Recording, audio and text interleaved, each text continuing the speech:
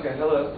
How many of you guys have ever seen a movie on aliens, or read a book on aliens? Or even thought about meeting an alien? What would it be like?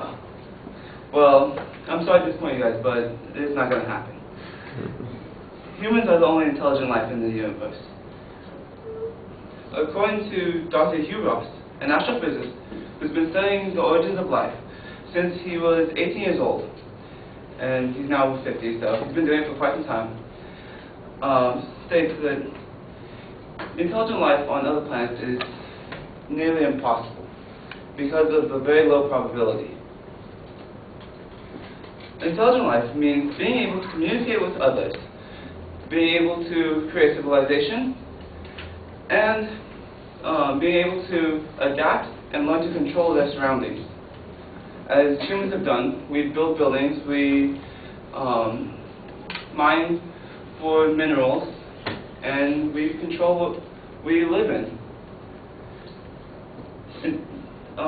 Intelligent life is not possible on other planets because of the fact that, one, evolution is not directional. Take the elephant, for example. It has a very long nose. It started off long ago with a very short nose, and it progressively got longer. But that does not mean that that is a trait of evolution, for there are no other animals that have such a long nose. Same thing with intelligence. It is a unique feature to humankind that will not evolve in any other creatures. Also, when the landmasses split 50 to 200 million years ago, and they became multiple different continents, there were no functional equivalents of an animal on a different continent. Elephants only evolved in Asia and Africa, and those two continents were connected. They did not evolve in America or Australia. And also the probabilities are practically zero. Dr. Hugh Ross calculated these possibilities using the Drake formula, which is the equation used to predict intelligent life on other planets. The probability of finding a planet with characteristics to support life, such as Earth, is 10 to the negative 1,054, which basically means that there's 1,054 zeros between the decimal point and the 1. Very small probability. Most people won't even count that many zeros when rounding in math. The probability of a disassembled bacteria reassembling itself is even smaller.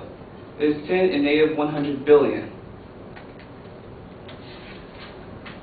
And the probability that a bacterium would evolve under ideal conditions is 10 in negative 24 million.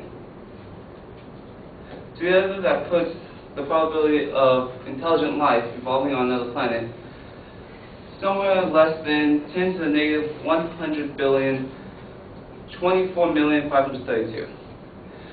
That's how many zeros are between the decimal point and the 1. And that is kind of the fact that there are probably over 10 to the 22 power planets in the universe. There have also been no suns found, no stars capable of supporting life, as our sun is.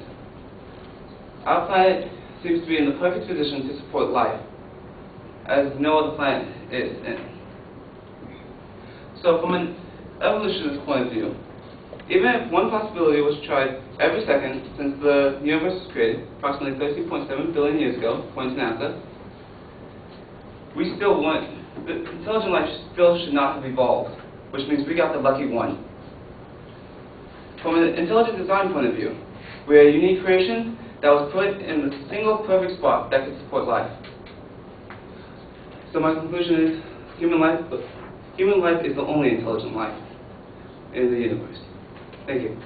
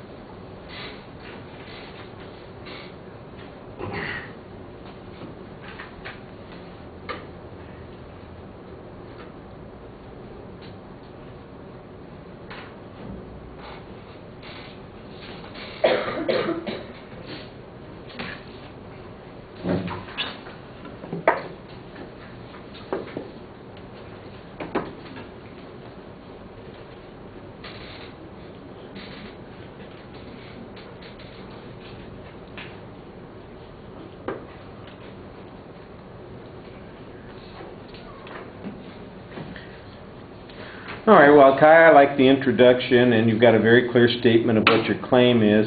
There's no setup of what the supporting structure is going to be. We're going to have to pick it up as we go along. You do talk about an evolutionary criteria for evaluating, and there's a lot of development of that particular point. I'm still not entirely clear on why we would draw the inference based on, the development of the animals on the different continents to the inability for animals or for life forms to be developing on other planets. It's a little bit confusing, the comparison that you're making there, and I think you need a clearer explanation of that. You got a little bit of credibility from citing the source that you had early on that you used in your introduction, and you came back and used that source a couple more times. You've got statistics based on numerical probabilities. There is a particular formula.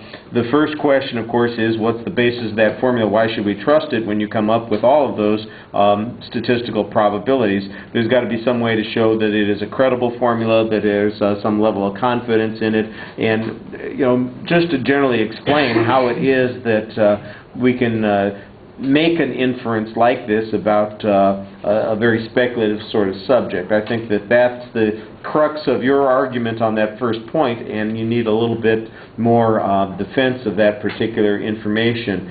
It seems like once you got past the old evolutionary issue, you were pretty much done with your argument. You basically came down to, from the creation point of view, we're it, and that's the end of that discussion, as if there's no other way to demonstrate the absence or the unlikelihood of life in other parts of the universe. So you're kind of trapped with just that one statistical probability based on this evolutionary process that I think still needs a little bit more explanation. I thought it was delivered reasonably well. You have a little bit more time, so I think that second point probably either replace it with something else or develop it a little bit more. All right.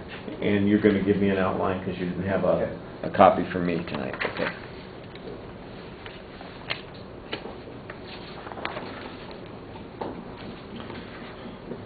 I got a blank evaluation form here. Jimmy, that's okay.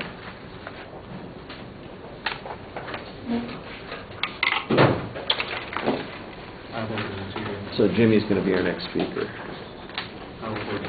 All right. I needed my outline. Okay. But I need that. Sorry. I'm getting all excited thinking, oh, I've only got 2 more speakers, and all of a sudden I've got twice as many. It's okay. I wasn't going anywhere anyway.